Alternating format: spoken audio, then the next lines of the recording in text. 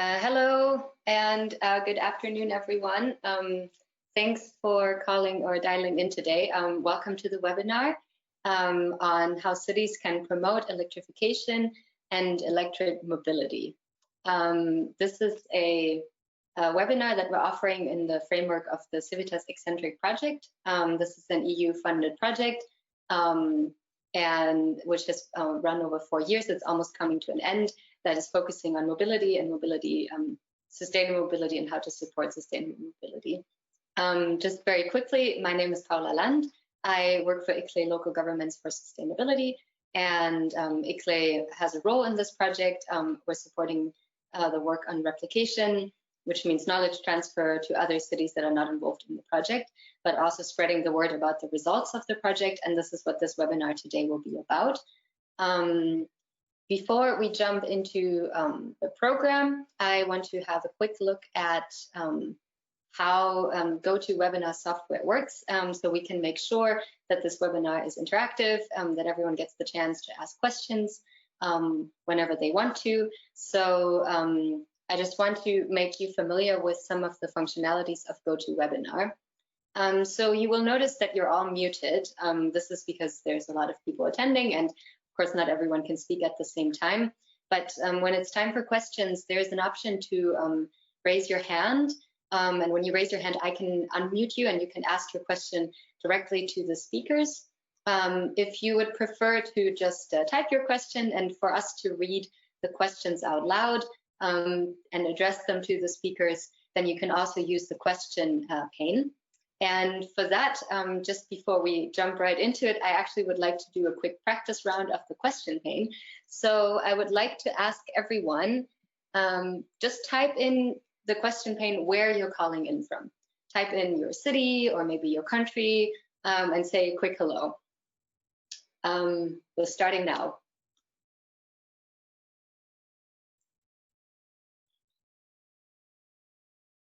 Okay, the first questions are coming in. Perfect. Aha, we have a hello from Stockholm, a hello from Budapest. We have someone from Reykjavik with us, Turku, Finland, also Munich, Växjö in Sweden, with Portugal, Austria, Ireland, Lisbon, Freiburg, where I'm also from, Kladno, which I am not sure where it is, maybe Croatia. And we have people from India with us, Finland, again, Greece, Indonesia, Ukraine, Bremen, Bucharest, Czech Republic, Thessaloniki. Okay, so looks like this is quite a diverse group of people attending from all across Europe and apparently also all across the world. And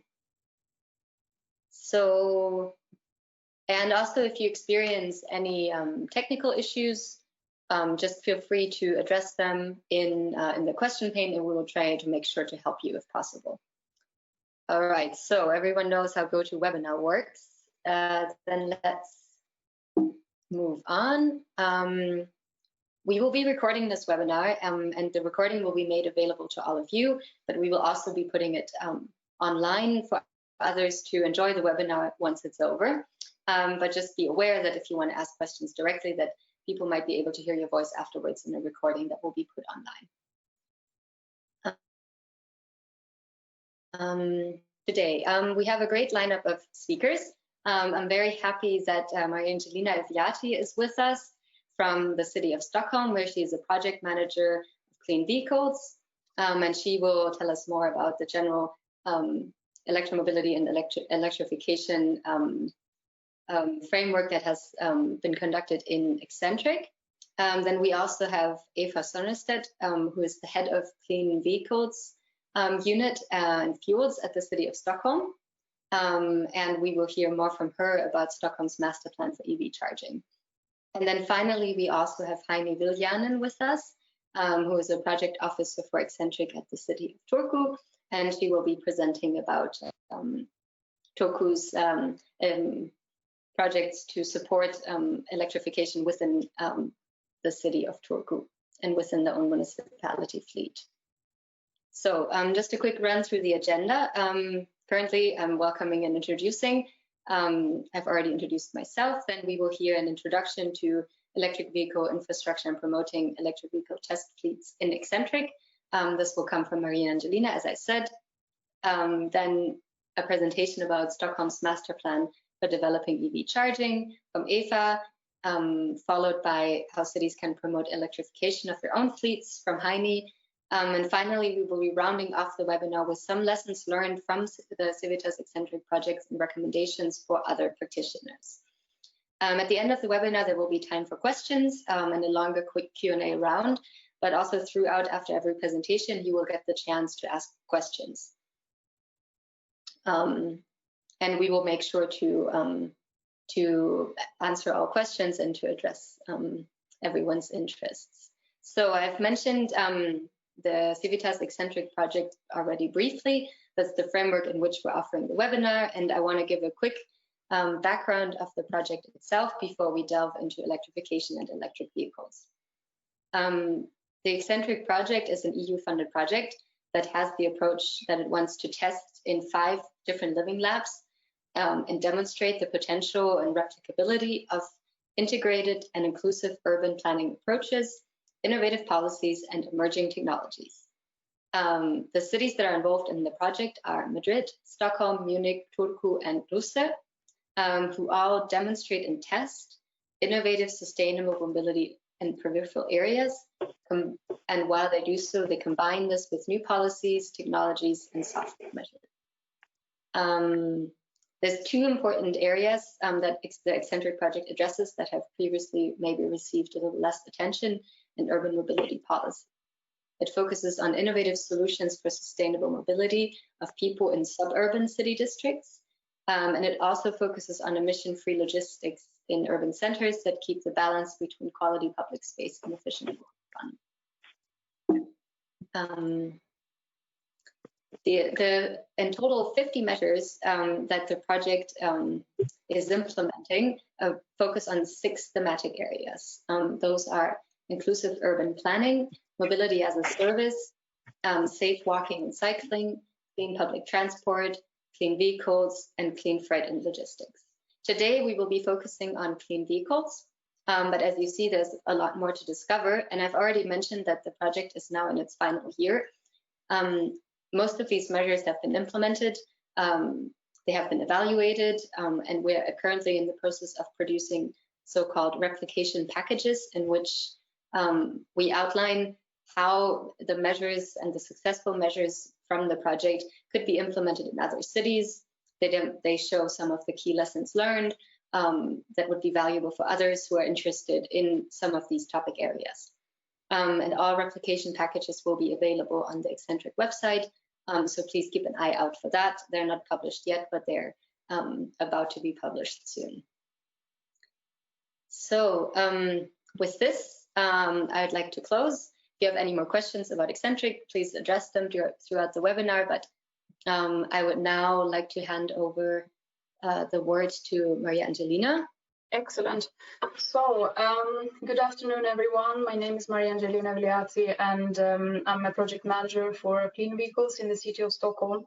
And in Eccentric, I've worked as a work package leader almost from the start of the project. So, almost 4 years now, and finally we are able to share some lessons learned and some recommendations with you.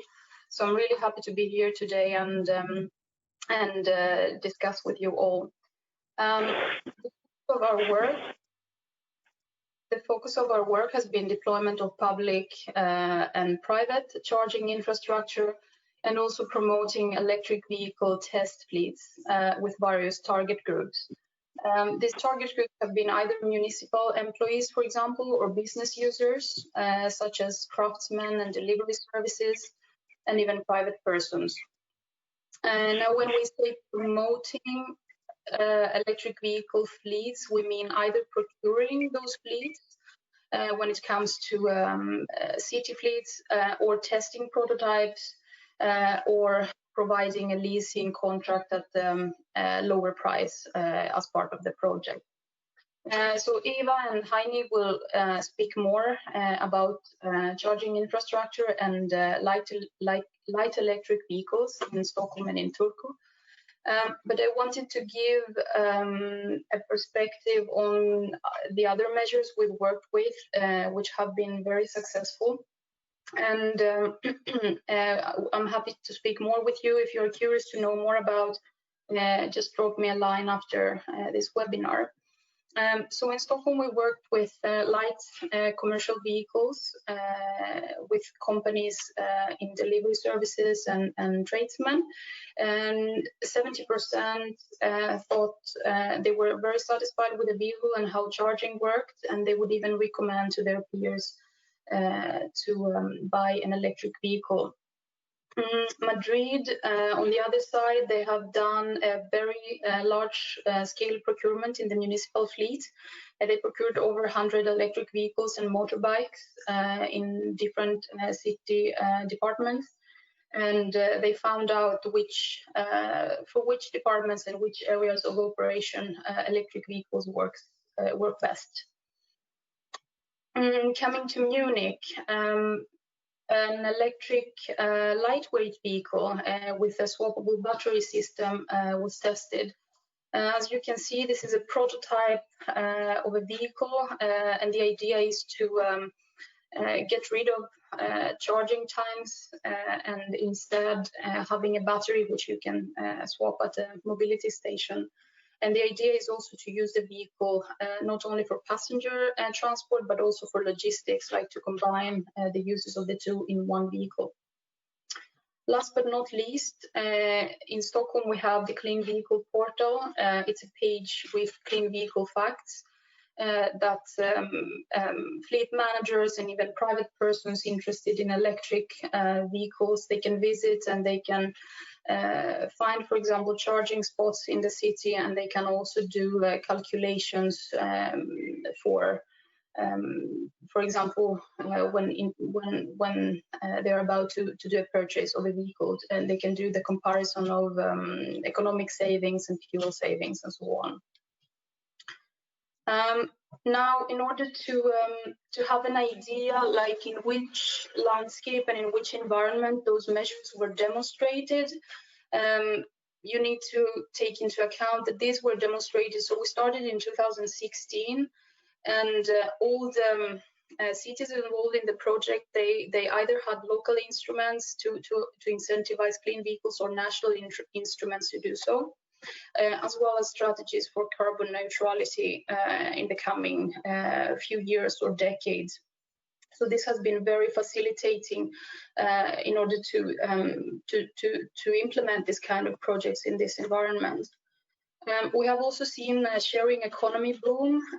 I'm sure that most of the participants are familiar with electric scooters and kick bikes and electric vehicles, free-floating electric bicycles popping up in all European capitals and other cities. So we have a plethora of electric versions for nearly all types of vehicles. At the same time, we've had a quite active debate on climate action in Europe and globally, especially during the last year with a breakthrough of Greta Thunberg, among others. So mobility experts have been very keen to promote cleaner modes. We see that it's very high on the agenda, both in the political agenda and, of course, at the technical level. And that also reflects in the general public, which has been very curious to test new technologies. We've worked with different user groups in the different cities, and we've seen that it's been quite relatively easy to recruit test users and to have them engaged in the project due to a quite high interest in those new technologies and services. So that was a very brief introduction from my side. And with that said, I think I will give the floor back to Paula or directly to Eva, who's going to speak more on charging infrastructure in Stockholm. Yeah, great. Thanks a lot. Maria Angelina, and I will indeed now give the floor to Eva. So I'm going to talk about charging infrastructure in Stockholm, which is one of the measures that have been implemented in the Eccentric project. And it's good to be here to share with you what we have done so far. So we have some goals in Stockholm. On the longer term, the politicians have said that access to public charging shall not be an hinder for the transfer to a fossil fuel-free vehicle fleet in Stockholm. So we need to keep up the pace in having more charging facilities and so on for EV drivers. And in the short-term goal has recently been updated, so the politicians expect us to have 4,000 public charging units by 2022 in Stockholm. Well, we started out with normal charging. We have a 100% owned parking company in Stockholm called Stockholm Parking Company, and they have started to supply charging in their garages. And when they built new, they put up at least 20% charging. So at least 20% of the parking spots are equipped with charging facilities. And they even have almost four parking garages now with 100% charging in their garages. And with the goal of the 4,000 public charging points, half of them, 2,000, should be then off-street in parking garages at Stockholm Parking Company as the one we see here.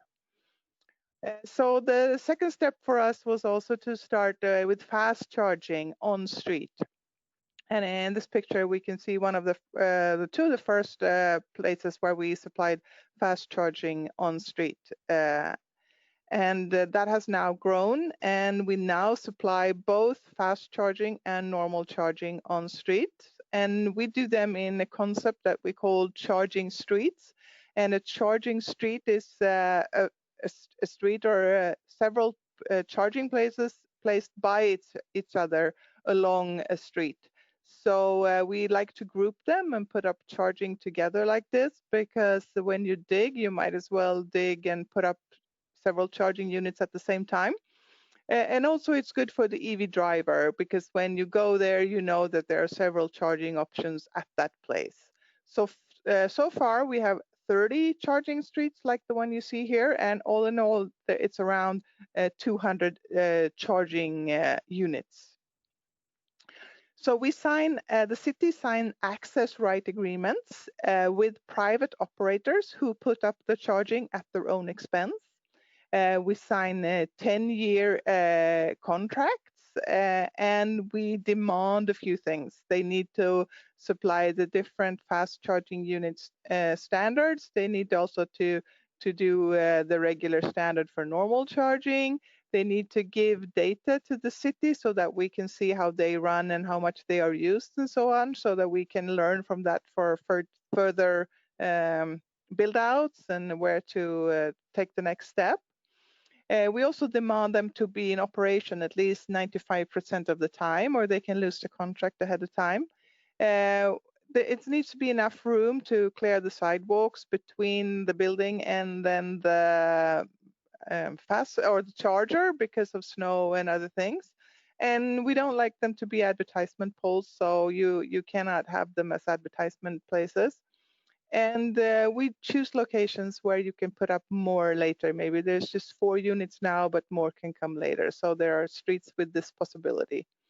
So the parking regulation so far is that fast charging, you can stand there for 30 minutes because we believe it's a charging place. So you charge and you go away, since it's fast charging, to give the room for others. And it's free to be there for those 30 minutes of charging.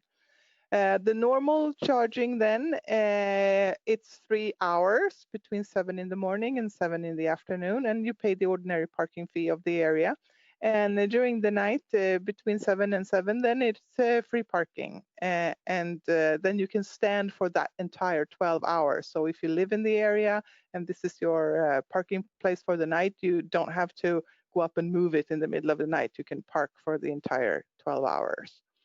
So now within the Eccentric project, we have mapped the inner city to find then good locations for the operators to put up their charging units. And we have looked at different things when we try to find this place. And actually the most tricky way, aspect to look at has been this 2.5 meters that we need in order to be able to sweep the streets and clear them from snow and so on without the pole being in the way. So that has actually been the fact that has been hindering some of the good locations we have found. So here's the map, and it's available online. And here you can see which locations we have found, and also marked in blue is the one that's already exists, or the one that's being reserved will come soon.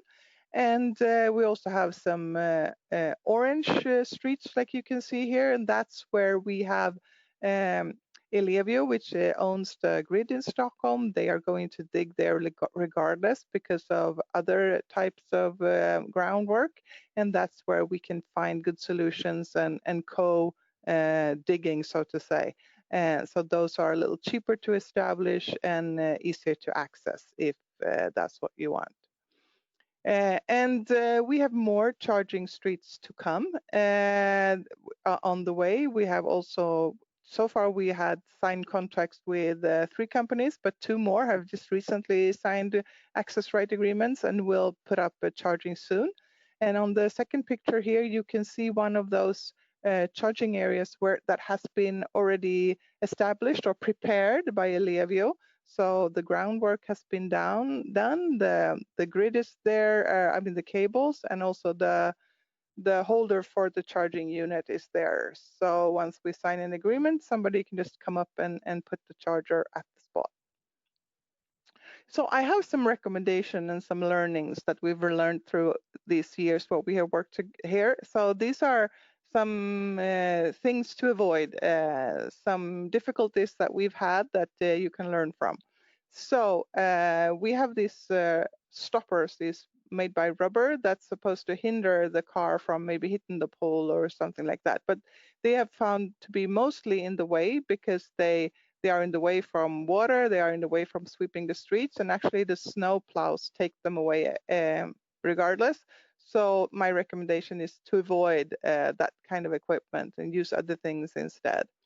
Also, we've had some problems when we have chargers in connection to trees. It's more expensive to dig because you need to usually dig by hand or be very careful. So it gets more expensive to pretend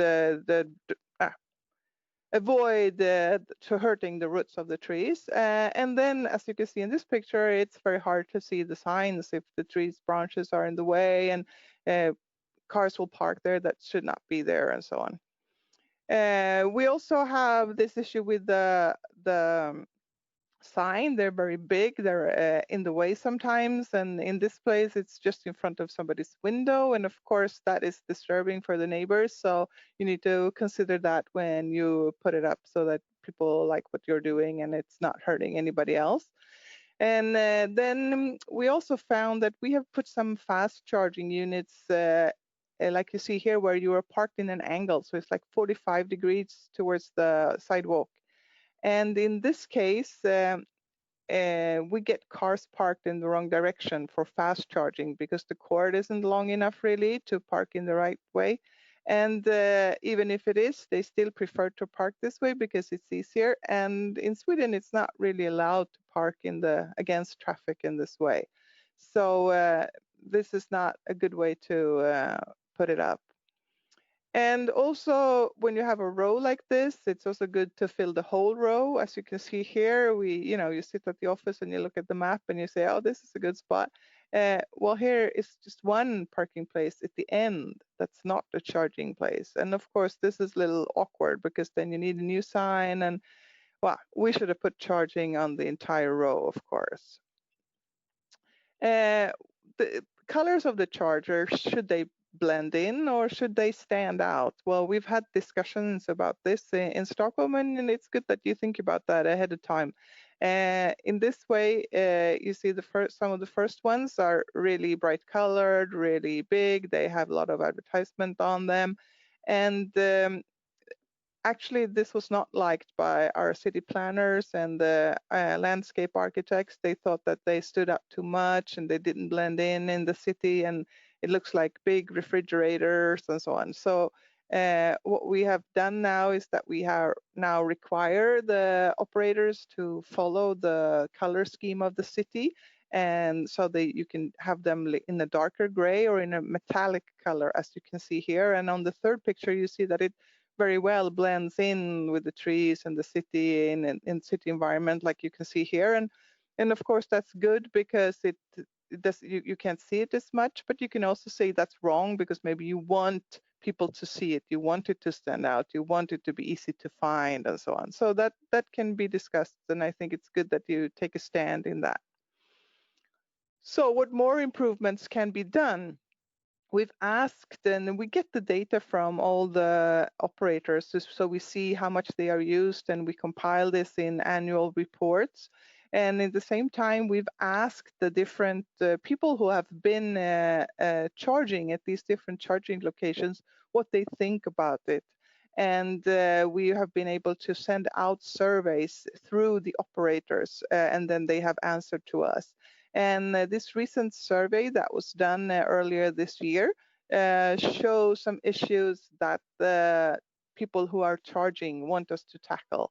And you can see that the improved the control of the is important. Sometimes we have non-electric cars that stand there and stand in the way, and of course that's not allowed and you get billed, but EV drivers think we should control that better. They want more public charging stations, and that's, of course, we're working on that. They would like to have a more integrated payment system so that you can pay for maybe the same way, even though there's different operators, and also that you can pay for both the parking and the charging in the same way. That's possible in some, but not in every payment you do. But we are also working to improve that, because so that you are now, when you pay for parking in the parking app, we would like to also that you can be able to pay for charging in the same. So all of these different improvements that we get is something that we really try to solve, and it's something that has been fruitful to us to be able to get this experience from the drivers. So the key drivers for the charging streets is that it's very politically driven. It's high political ambitions. Then they want to see charging a lot more than we have done so far. And it's also a way for the city to help making sure that public charging is established in a way that many operators can work in parallel. And I think it's good that we have several operators in parallel, because that is competitive and so on, and it brings up a good variety and so on. We can see a large growth in EV sales. At least we could until Corona, but there's a large, 30–40% of all the new cars that were sold in January and February in Stockholm were EVs. So it's really something that's coming very largely. It's also appreciated by the public. As you could see, they want more on-street charging. They want us to establish more. In the beginning, I was afraid that maybe some of these charging streets would be empty and people would be angry because they have a regular car and they're searching for a parking space, and here are these empty charging places, but that has not been the case. It's that they want more charging. They find them to be full quite often and so on.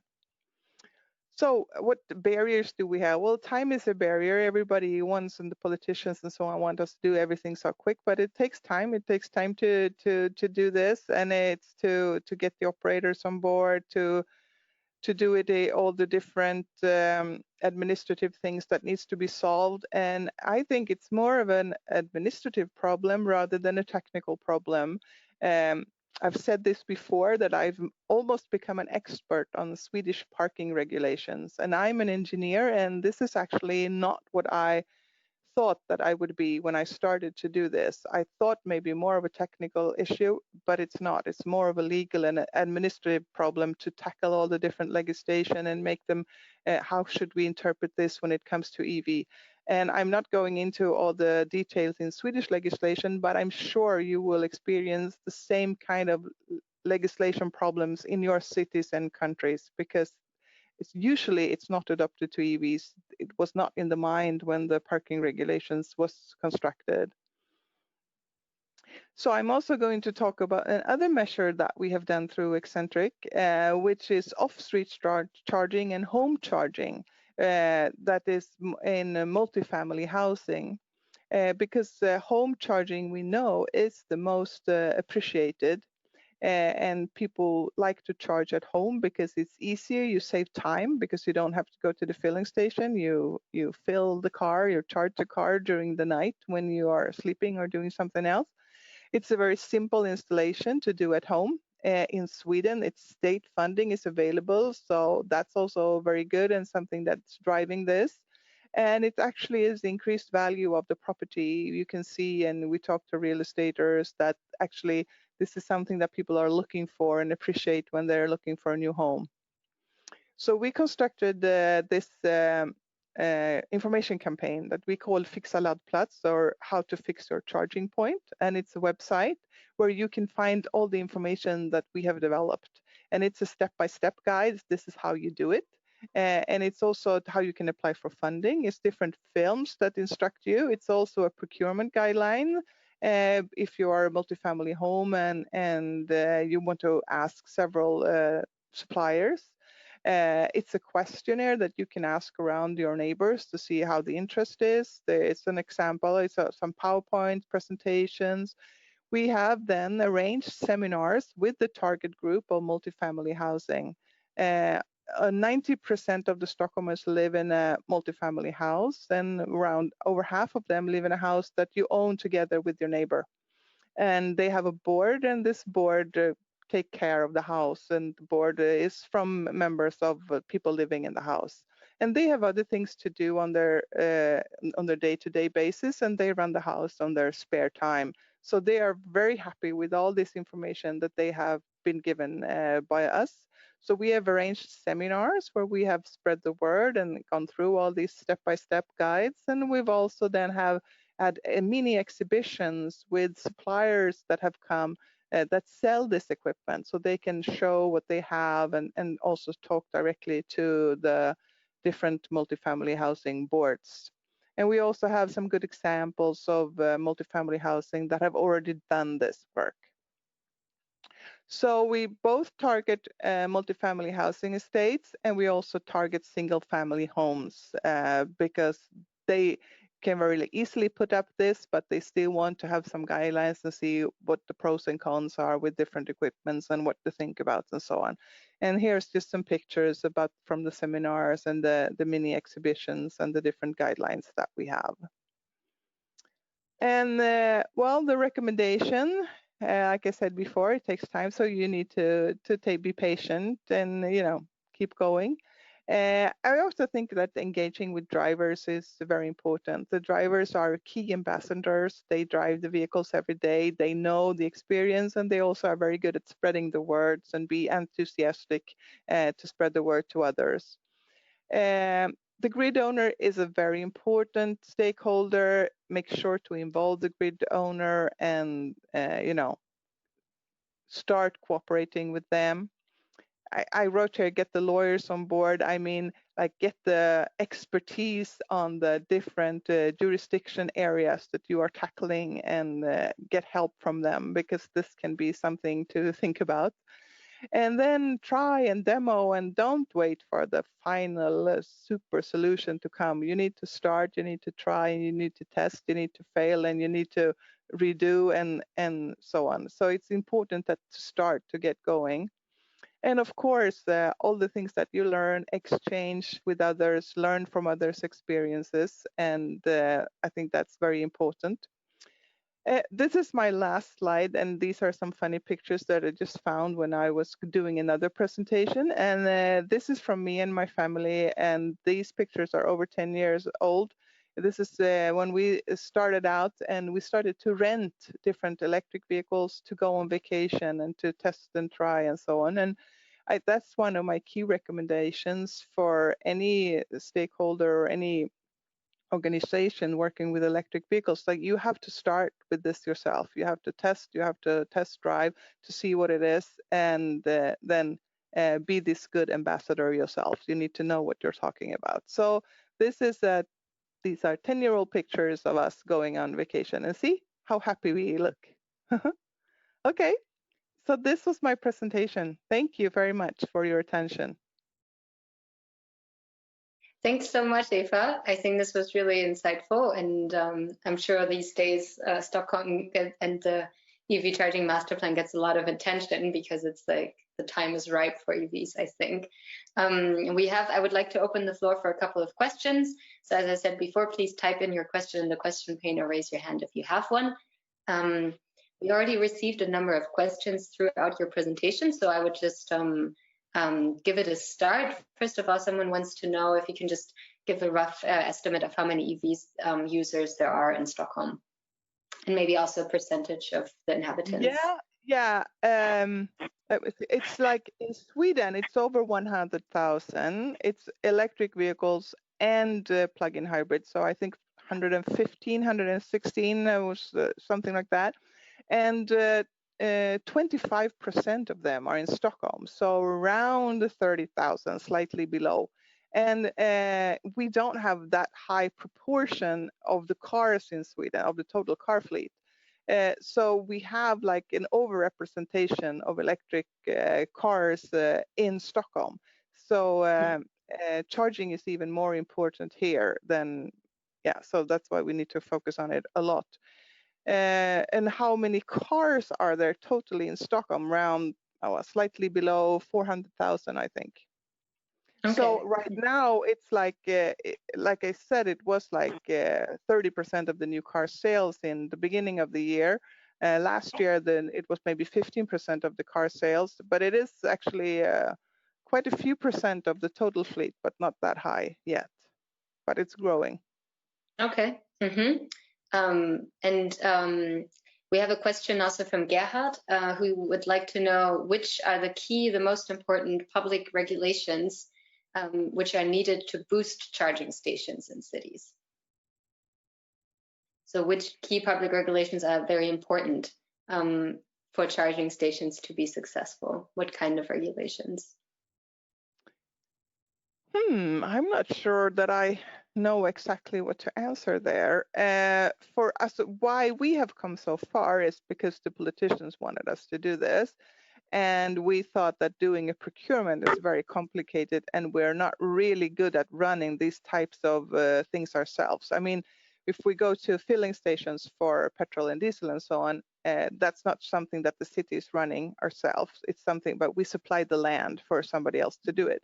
So we try to use the same type of idea when it came to this. However, when it comes to the inner city and so on, there's very little land outside of street that we have. And actually, when you charge, you do it when you're parked, so you can't really do it just like that. So that's why I think in our case, it has been to show and supply the land, because there is, we know in cities it's already full, or not already full, but there's a lot of different things that wants to happen on street and on the city land. So you need to be able to find those places, and I think that's been the good strategic way that we've done it with, to find the locations. Yeah, okay. Or the possible locations, because I mean, we've mapped the city and we have like 5,000 possible locations, and there's 200 of them that has been put in use. So we have more than actually we're probably going to use, but then it's up to the market to decide which one would be like the best in maybe a market type of way. Yeah, you mentioned the operators and the market type of way. We have a question from Catherine that relates to this. Would you be able to share more details on if there is a suburban context and the business models behind the project? So who are the contributors? Yeah, that's a very good question, because it's like the inner city location. It has been the most popular. It's like they pick the cherries out of the cake or something like that. So, but we want to have charging, of course, all over the city. So out of the 30 charging streets we have so far, 28 of them are in the inner city, and only 2 of them are in the more outskirts of the city. So we are now looking into what we can do in order to promote and make sure that more is coming in the outskirts. But it's also been that I think we are working our way out. I mean, it's been more popular to take the cherries in the beginning, in the middle, but it's getting more and more, because now there is a lot of inside the city. So then it gets more attractive to go out as well. but then advertisements and so on has been a thing, because we know that there are actors that would very much like to put up public chargers also in the outskirts of the city if they can have advertisements on them. So that's something we are considering, actually. But that's also in Stockholm, that's debated, because how much commercialized things do you want in the streets and so on, and yeah, it's a big discussion. Yeah, okay, great. Thanks. I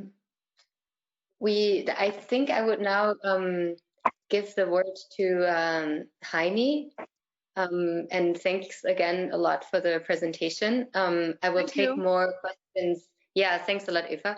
I will take more questions also towards the end of the webinar. So if your questions haven't been answered now, or if some more points come up, of course, you also get the chance to answer them then. So our next presenter will be Heini Viljanen from the City of Turku.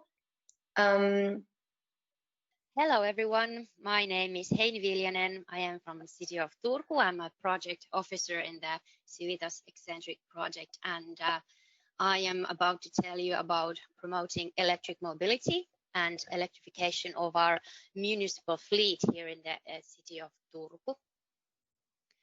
And this pilot that we carried out in Turku was part of the eccentric measure 6.4, and the name of the measure is Electrification of Municipal Fleet and Promotion of Electromobility.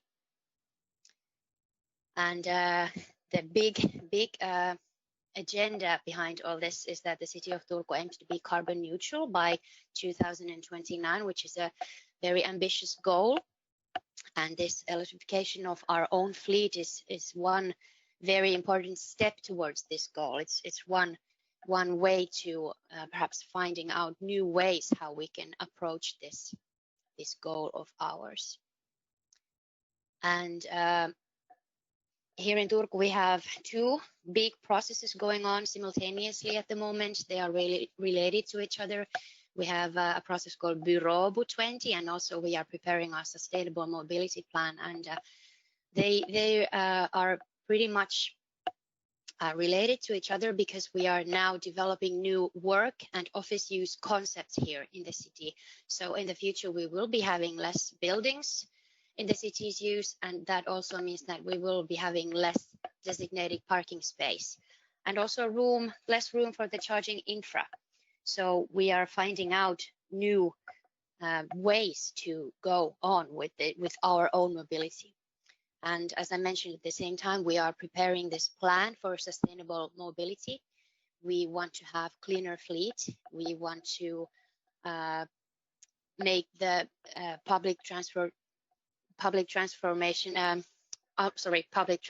benefits better for our staff.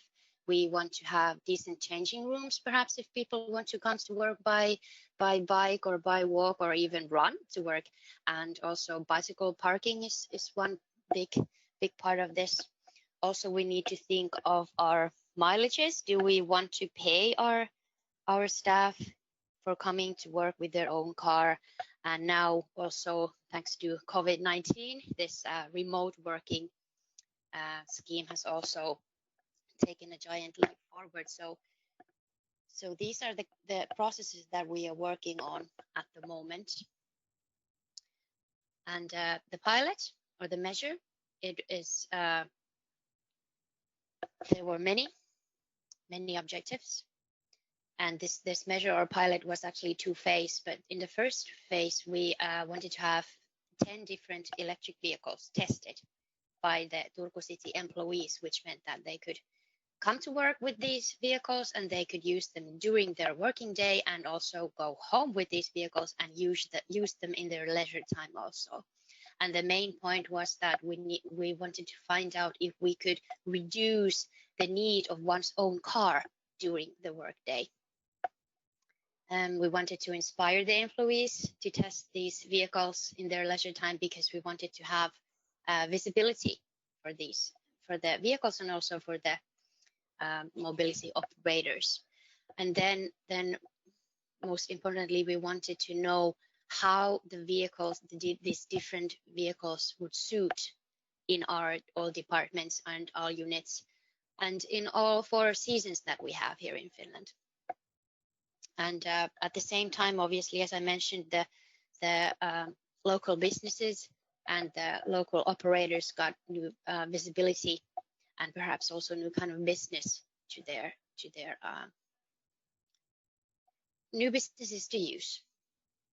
And as mentioned, we had obviously long-term and strategic objectives was the carbon neutrality of the city and to support this local sustainable mobility plan that we are now working on. And then I'll tell you a little bit what actually means, what these light electric vehicles actually mean. They are part of electric personal transportation devices. So you can talk about light electric vehicles or electric personal transportation devices. And according to the law, you can use these vehicles in cycleways or cycle paths, and also the cyclists' rules apply to them. And they became legal in road traffic in Finland in 2016. You don't need to have a driver's license. You don't need to register the vehicle, but and there are no age limits. But most service providers recommend a limit of 12 years, which is quite clever, I think. And here you can see a picture of what these different electric personal transportation devices are. They are divided into 3 subgroups. The devices can assist or replace walking, or you can have light electric vehicles such as kick scooters, and also there are electrically assisted and motorized bicycles. And there are limitations to the speed and power, obviously, and also the technical requirements to these vehicles. This is the schedule of the pilot, of the first part of the pilot. It started in the autumn of 2017 when we started to actually go through all the potential service providers and the vehicles. We wanted to know what is there, what can we use, and who can we contact.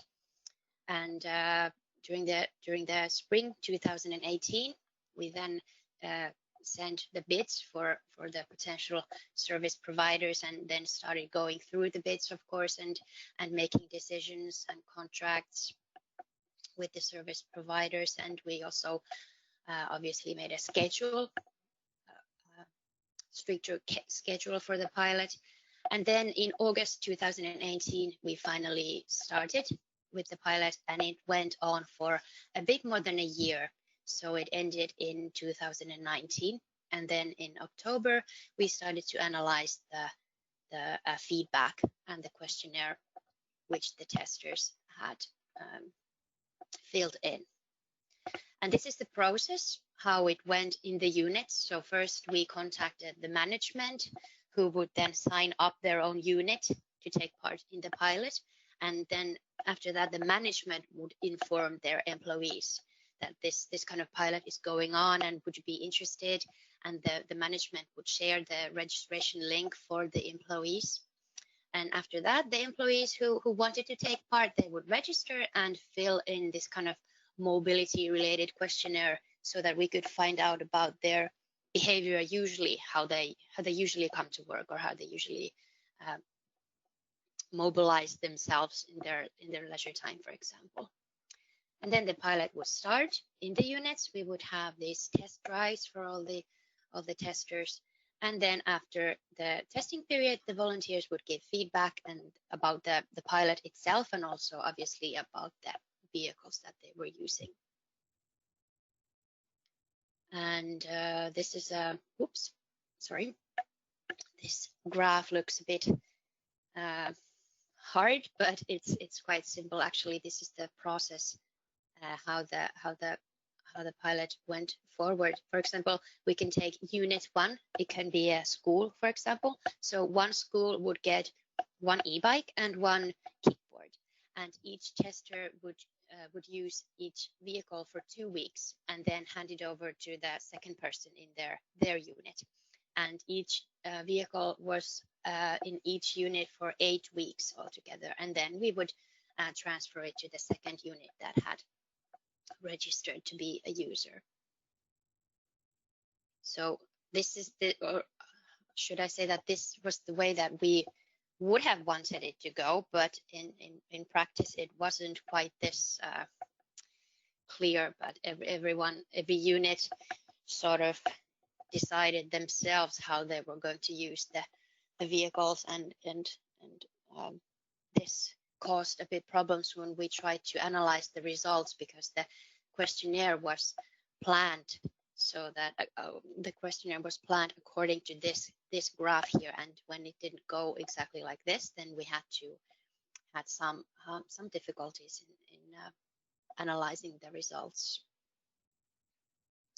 So this is the most interesting part. Obviously, these are the different vehicles that we had. The first picture is of GoMoto, which was the most modern looking vehicle, very attracted a lot of attention, as you can imagine, in the streets. And then we had just 2 normal bike looking e-bikes. These were I could say the most popular ones, because they were, people are used to bicycles, obviously, so this was quite popular. And then we had a second 4-wheeled e-scooter as well. Actually, the first one, the GoMoto, is also a hooded 4-wheeled e-scooter, although it looks like a tiny car. And here are also our vehicles. I think the first one here, the e-wheels Rebirth, looks really cool. It's like a tiny Harley Davidson. It's actually a kick scooter too, but you can sit on it. So we were really lucky to have very different vehicles, different from each other, so that we could have a lot of experience from different vehicles, and I think we succeeded really well in that. Then there was a regular looking kick scooter or kick bike, how would you call it? And then we had 2 e-scooters as well. The other actually had pedals, so it looked quite funny. And here's the last one we had. It's a cargo bike, also very popular. You can either ride or have people in the box, or your own gear, whatever. The box was quite big, but as it is electrified, it was quite light to ride. So I will tell you about the drivers we had in this pilot, in this measure. Obviously, as mentioned in the beginning, it really promoted and helped our goal to become carbon neutral, and that's why we got strong support from the management. Also, everyone was quite happy to volunteer, because this kind of new things that you can use for free are really attracting. So we didn't have any difficulties finding people who wanted to volunteer. Obviously, the service providers were very keen to participate, because they had basically new business, and they got a lot of attention to their products with this pilot. We also managed to create new kind of leasing business in the area, because we first sent the bids also to service providers who originally did not have this kind of leasing business yet. But as they got our bids, they started to create one. So it was a win-win for everyone.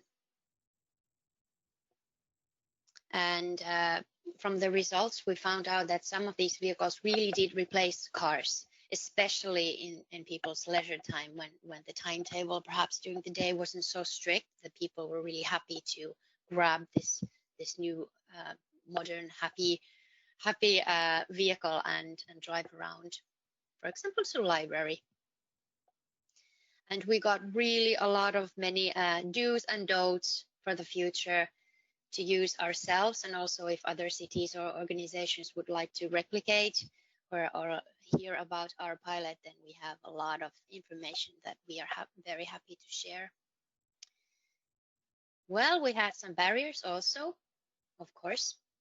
The winter from 2018 to 19 was really, really harsh and cold. So although the vehicles had winter tires, we had so much snow that it was quite hard to get from A to B with these vehicles, because they are really light, so they easily got stuck in the snow. And here in this picture, it's a bit provoking picture. Usually we have great winter maintenance in Turku, but this clearly the maintenance team hasn't reached this speed yet. But this is the worst case scenario that could happen, which you also have to take into consideration. Also, the pilot was relatively short. Obviously, we had to follow the timetable of the project, so this timetable was given, but because of this really harsh winter and also summer holidays, the vehicles were quite often not in use, so we didn't maybe get the best results possible.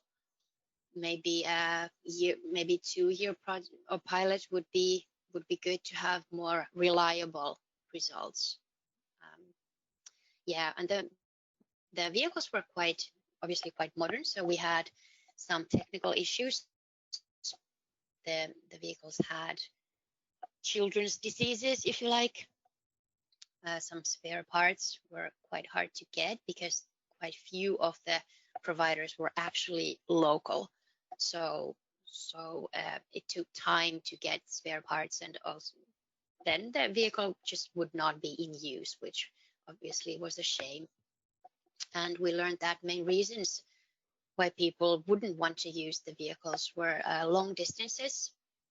When you have to go from A to B and the distance is long, you still would grab the car, because obviously the cars were available for the people. We did not hide the cars anywhere. These vehicles were just like addition to this car fleet. Winter conditions, as mentioned, were a barrier. Also, busy schedules during the workday. People thought that these were maybe too slow to get from A to B on time. On the other hand, they took time from the parking problem, which you would also always have if you drive a car. And the fear of other traffic was also a barrier, because if you don't have a cycle path, you have to ride with cars. So that was thought to be dangerous and scary. So people would choose cars instead of these if you were not sure that there is a cycle path all the way to your destination. Interesting lessons learned and tips for others. This, I think, was a really good pilot. As I mentioned earlier, we got a lot of experience from these different vehicles. We learned how, oh, nice pictures. We learned about people's behavior. We learned about new business models, ownership. And what we also learned, that if you want to have a pilot like this, or actually procure a system like this, you have to dedicate enough time and human resources for the preparing of things and also to run the whole system.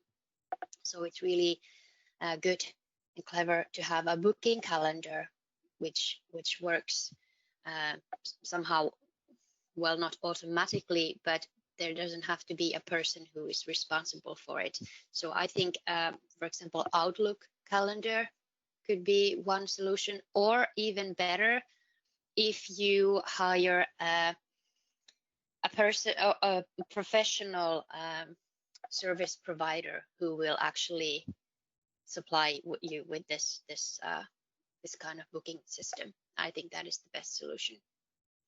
Also, when you prepare the contracts between you, your organization, and the service provider, you have to be really precise, because you have to know if there's an accident or something gets stolen or whatever happens. You have to know who is responsible. So this is why it is very important to include lawyers when you, or someone from your law department, to help you with the contracts. And if you are preparing also a questionnaire or a survey to actually follow the process and to get results, you really need to pay close attention to the questions. What do you really want to know? And quite often it's not that the amount is good, but the quality of the questions is very, very important.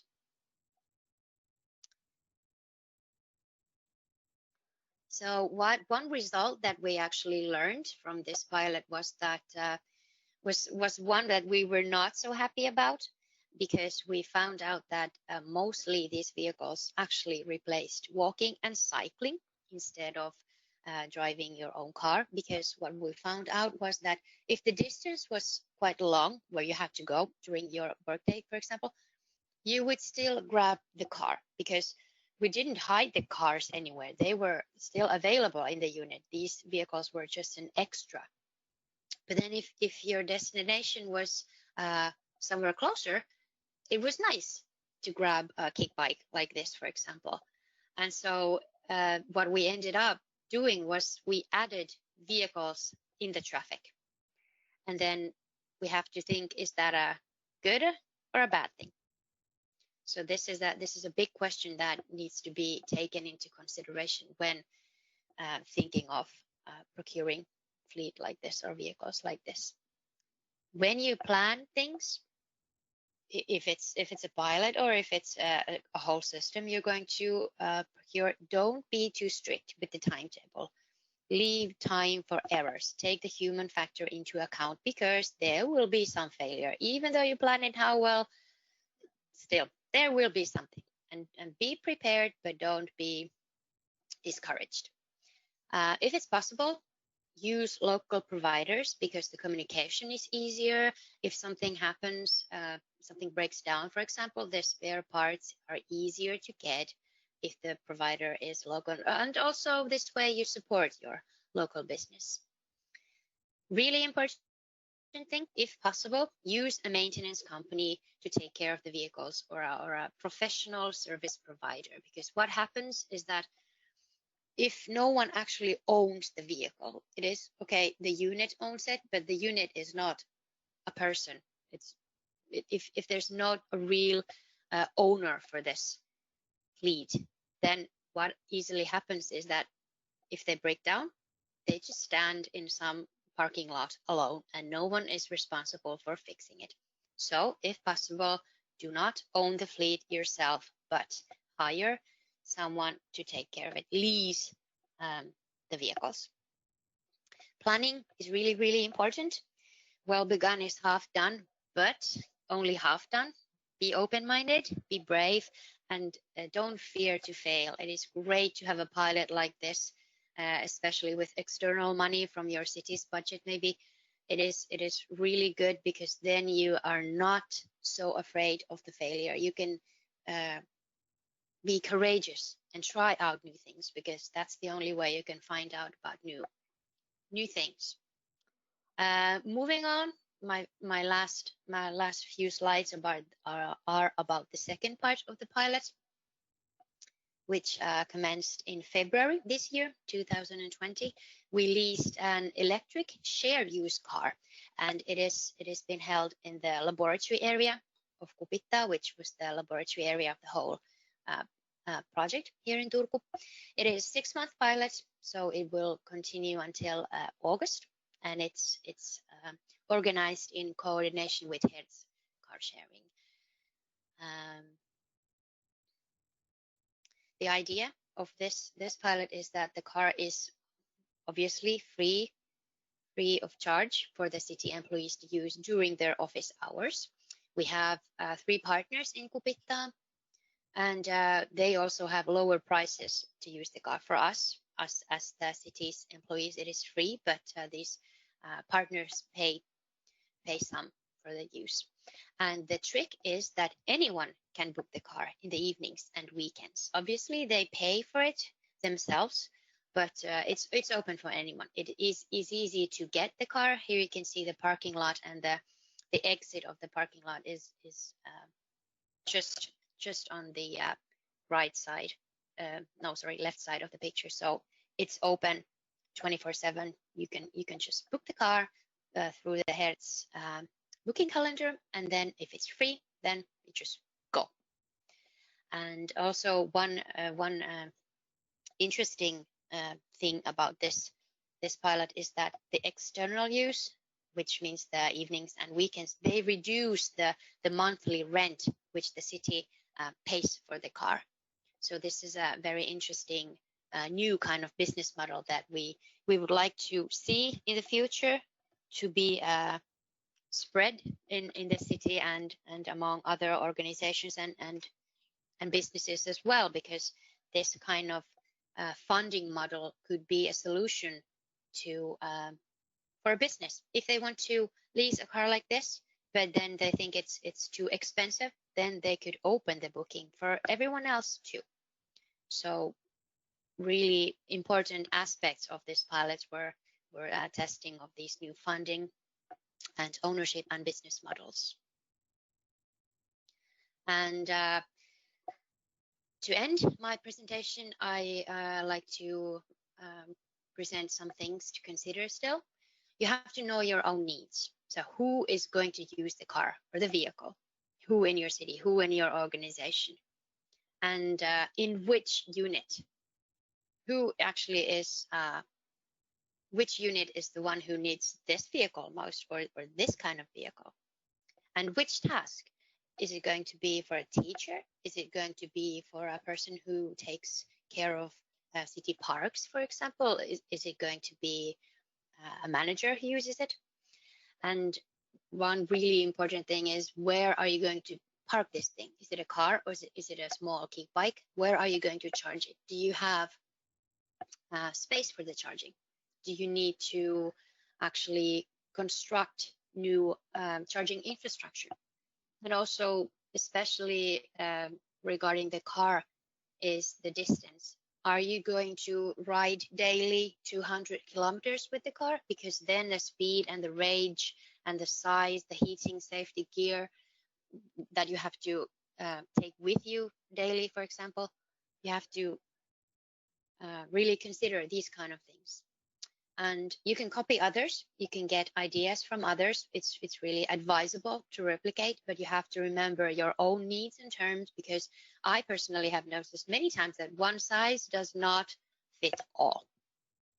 And then there are bigger issues like mileage. Will you be having these kind of light electric vehicles just for the fun of the personnel? Are they still able to use the car of the unit or their own car? Are you paying for them to use their own car? These are really big issues that need to be taken into consideration. But if you are interested, we in the City of Turku are really happy to help.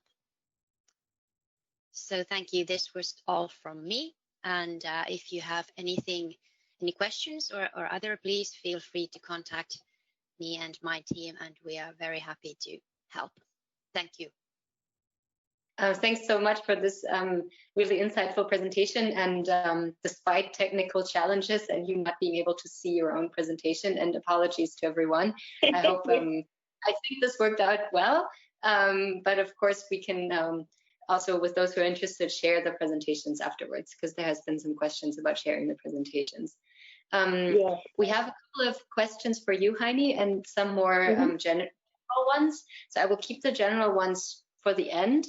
And just I have two questions here for you specifically for your situation in Turku. Michael is asking, you wanted to reduce the need to own a car. Did you see some reduction in car ownership? Or do people now have like access to two cars, one electric for urban trips and one conventional one for long distances? No, there are only in the City of Turku. Obviously, we have still like these regular cars, but we are replacing them, so we won't in the future be having any fuel operated cars. I mean, like gasoline cars.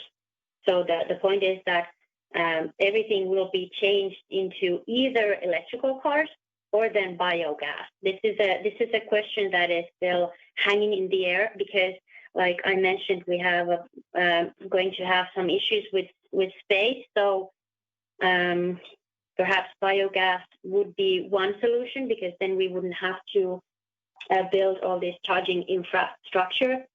in the new office building that we're going to have. But definitely we won't be having them simultaneously, but we will replace all the gasoline cars eventually. Okay. There's one more question just about the system that you put in place.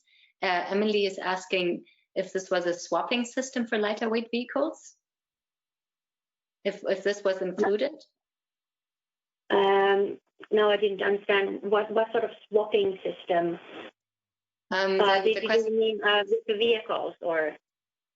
The question just reads, a swapping system for lighter weight vehicles was included. If so, can you provide more information on characteristics, success, costs compared with conventional charging? But maybe this question is also more general. Maybe Emily, if you want to clarify your question, that'd be great.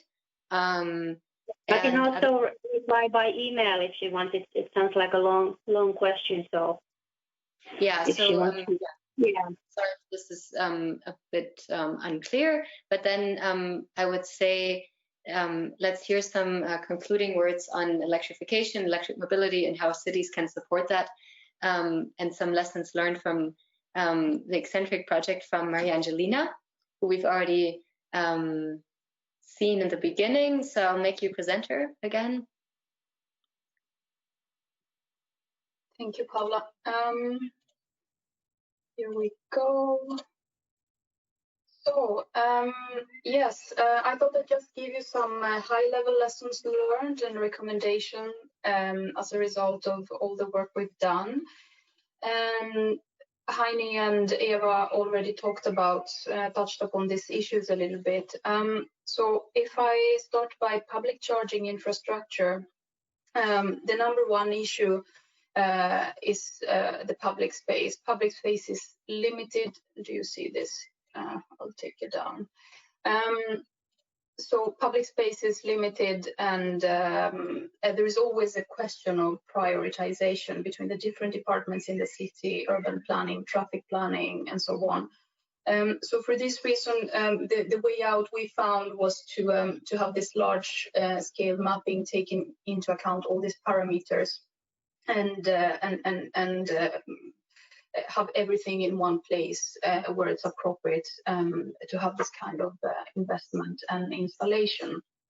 Number two, land use and parking regulations. Eva was mentioning it. It takes time. It's very likely that this is the case across Europe because land use and parking regulations date back many decades. It's nothing to be afraid of, but you just have to be prepared to work with other departments and possibly the regional authority in order to streamline this and in order to identify which way is best for you to act in order to avoid legal issues in the future. We do it, for example, with access right agreements. There are other ways. There are land concessions, for instance, and so on. Grid capacity. This is also something that either cities are already facing or it's coming up in the near future. You can also take advantage of grid renewal processes, for instance, in order to prepare for on-street charging at the same time, because this reduces disturbance in the road network, among other things. And last but not least, the urban design norms and rules from urban planning perspective. I think this is very relevant, especially for those cities that are of historical character in the inner cities and so on. It's debated how infrastructure should look. We think that it's best if it can blend in seamlessly in the urban fabric. But there are some questions to take into account, for example, the aesthetics part and also the practical issues, and also how do you use these poles for advertising purposes? Is it allowed or not? Jumping on to home charging infrastructure, the main driver we've had behind our information campaign is the expertise in energy questions. I think this is the case in many cities in Europe. You have a very high-level expertise in energy and mobility questions, which makes it perfect to drive and organize this type of campaigns. These campaigns have very high credibility because it's an impartial source of information and tends to be very appreciated by people. On the other hand, you have the human factor. That's what we experienced as well. You have energy experts who are not really communication officers. They might not be very comfortable with standing on the scene and speaking to a very big public. So this is definitely a challenge. So it's something to take into account. Market available technical solutions. I think there are many of those all across Europe. Something to take into account is not only the infrastructure itself, but also a system or a service for billing and distributing investment and electricity costs among users. This is very often a question when you have multifamily housing and you have EV users and non-EV users, and it's always a question who's going to pay for that. Well, we all have to have a higher parking fee because some of them have an electric vehicle. So it's very facilitating if providers can also sort these issues out. Most of them can. And last but not least, definitely not least, it's the knowledge of the target group. It's best to take this target group that it's easy to find, but also can give you high impact. As Eva mentioned, in Stockholm, we have 50% of the population living in multifamily housing, and this was also very easy to locate and to communicate to. So this is why we chose it, and that has worked very well. So it's really good if you know your target group. If I have some recommendations for promoting electric vehicle fleets, let's look at the drivers. First of all, these vehicles have to be available, or the services. This is the case more or less in all cities in Europe. There are some variations, especially for personal cars. The offer is quite big. In some other sections, like commercial vehicles or taxi vehicles, for example, we can observe that this is not the case. It's not the offer is not as big as for personal cars. So it's something. If you decide to go for a project, just look where if the vehicle you're looking for this specific operation is available. If you have it there, then it's a very good background. And also it's good to have services such as leasing or sharing. Heine was mentioning it. It's very uncommon that business users or municipalities want to take care of their service themselves. It's best if you have an external provider and you can outsource the whole operation and maintenance and everything to them. Charging infrastructure. Well, home charging is crucial, both for private users, but most of all for business users. That's when it's most convenient and the costs are very low. When you have light electric vehicles, as Heine was describing in Turku, there you don't need the charging infrastructure doesn't really play a big role because you don't need dedicated charging spots. They charge through normal plug, but at the same time you need some basic some kind of storage to keep the vehicle. So it's good if that's in place. There are many studies then that advocate that total cost of ownership for electric vehicles is actually lower than total cost of ownership for electric vehicles is actually lower than conventional vehicles. But we see that in procurement, for example, this is still overlooked, this aspect. So we see that when we have, for example, local or national level incentives, for example, purchase bonus or tax reliefs and so on, it normally helps to promote the vehicles, at least as a starting phase. And lastly, cross-sectoral collaboration. It was also mentioned before. It's not only the factual expertise that you need in this kind of projects. It's not only about energy and mobility. There is a lot of administration involved, a lot of legal questions and procurement and regulation issues. So if you have good collaboration with other departments in the city and even other relevant organizations, that can really facilitate your work. On the other hand, there are a few barriers which I think is really important to keep in mind, because there is always a way to work around them. And the first one is that one size doesn't fit all. And this is to say that, for instance, we tested electric light commercial vehicles with a fire protection firm, for example, in Stockholm.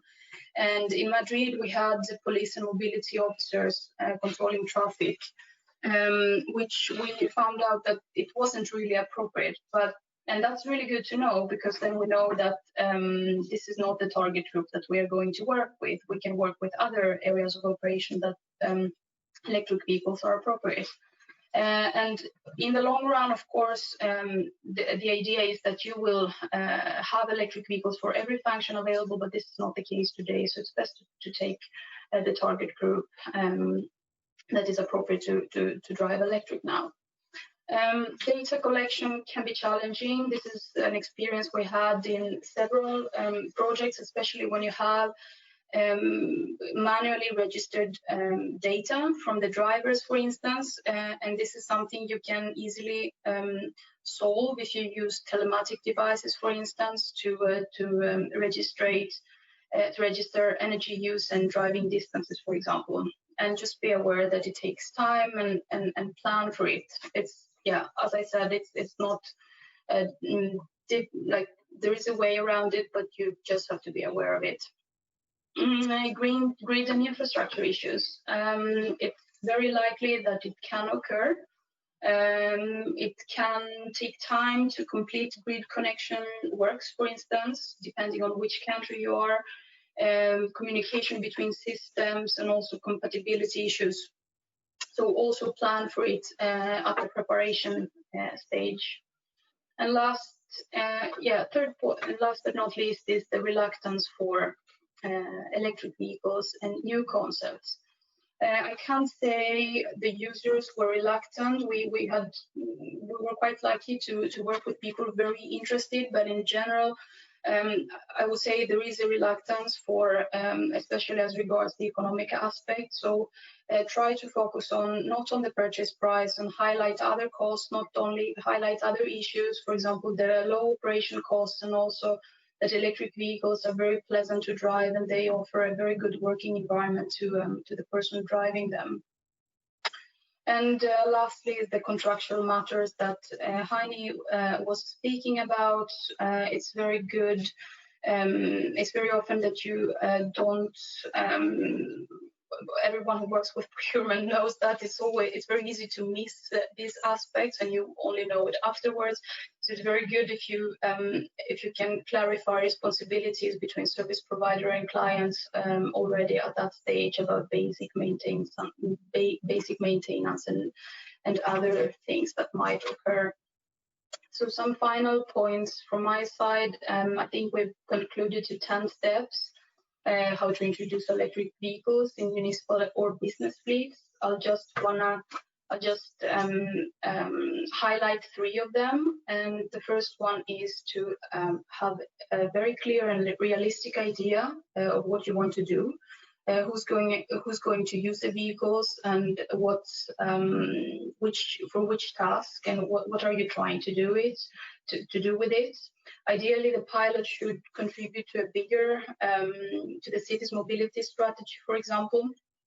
And however, this is not always the case, because when you work with innovation pilots, you might not be exactly sure what you want to achieve, but it's really good to try to have a bit of a holistic idea, and also be flexible to adapt. It's more often the rule than the exception that you have a project plan and then it doesn't work at some point. So you have to find a way around it. It's fine, it happens, but just be flexible to find a workaround.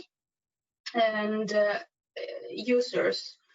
It's very crucial. We tend to forget, although we work with them, everyone is really interested, and there's a very big hype about the technological parts, but users and drivers in this case are really, really in the center of this. Dedicate time to train them and to assist them. And if you have a brand new concept or something, just consult with them and try to involve them in the in developing the process, or try to keep contact with them and report on how the project is coming along, some results. They're curious to see how the data they are giving actually contribute to something. And as a final point, public procurement. It's really a great tool to use. Most of you who work for a city know that it's really a great tool to boost the electric mobility market and even create new services. That's what we saw, at least from our tests in Madrid, in Turku, and in Stockholm. So I would say try to use public procurement as much as you can. Dare to request electric vehicles, even if you think that it's not possible. Yeah, so that was all from my side. If you have any questions on what we've discussed today or the other projects we didn't have time to talk about, please feel free to ask a question now or to drop me a line. Thank you. Yeah, thanks, Maria Eugenia, so much for this very instructional and clear overview of some of the key learnings. I think this was really interesting for everyone to hear. And we're getting close to 3:30, but there's a couple of questions that haven't been answered yet. So I think let's take a couple more minutes to look at the questions. First of all, there's a general question about what is the optimal distance for e-mobility solutions, so that they do not compete or replace cycling and walking, and thus increase demand for electricity from the grid. That's a question, I think, to all of you, whoever would like to answer.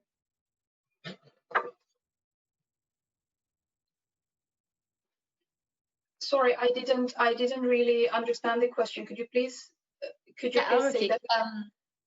The question was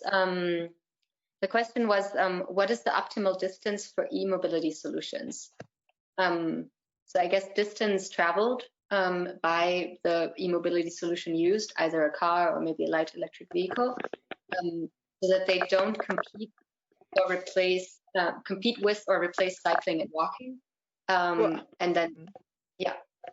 Can we take that first, maybe? I think that's also is a matter of the weather and who you're talking to, and all kinds of, I mean, it depends. It's different if you have something that you're supposed to bring along or not. We have worked a lot, for instance, with in Stockholm with the home care that take care of people at home, elderly people and we thought, they need to drive electric, and because they had some non-electric cars, and it proved that yes, they could drive a lot of electricity. And when we talked to them and visited them, we also experienced that they used a lot of bikes, a lot of electric bikes, because they're easier to park, they're easier to, as long as they don't have a lot of things that they need to bring along. So it's a very hard question to ask. I think you need to be, the good thing if you're a city, that you can have a pool of different cars that can be, or used vehicles that can be used in different ways. So once you have a lot of things to bring along, you can actually take the car with a lot of things in it. But other than that, an electric bike or a public transport, it's probably better because it's easier to park and so on. So yes, I think the question is very hard to answer. I think so too. Yes, if I can add to Eva's comment, is that I think a pilot like ours that we did in Turku is a really, really good idea, because then you can first test. You can see what happens. You can see the range of the car. You can see if it's not enough. Obviously, the price of the car is quite quite important factor. You cannot maybe buy a Tesla for everyone in your city, so you have to go with a bit less expensive car, which also always means that the range is not that good.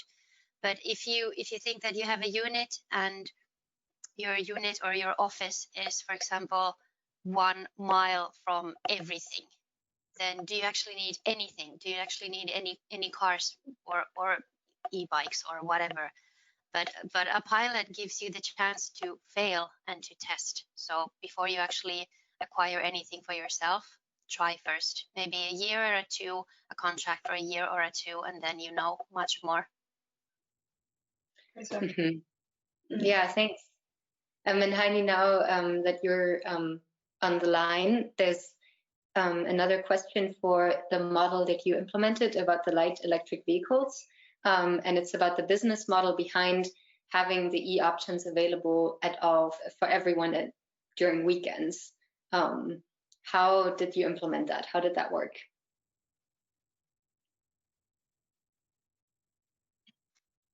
Well, it's quite easy to arrange. We are, as I mentioned, we are in cooperation with Hertz car sharing, and through their booking calendar, it is possible for a person to, for example, make a double profile or to add a professional profile that you can use the car during your work day, and also as a private person in the evening. So when you make a booking, you just click if you're a private person or if you are using the car for business use. Obviously, the people who are just citizens, they don't work for the City of Turku. They don't have this kind of opportunity to have this business option, business profile. They just when they register first, they just register to use the car like they would rent a normal car. It's really simple, and it's made really easy for us as users because everything's taken care of by Hertz car sharing. Okay, great. You don't need to know anything. They do everything for you, actually. I guess that also refers to your point of don't own the vehicles.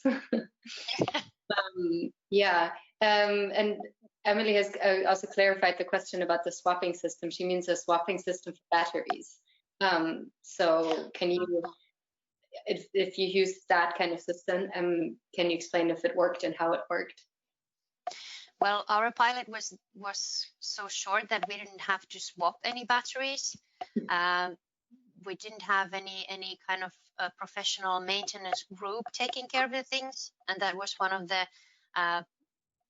biggest difficulties we had, because if there was any problem with, for example, we have a cargo bike, we still have it because the city bought it after the pilot, and it was brought from Poland, and the battery broke in August, and we still haven't received a new one.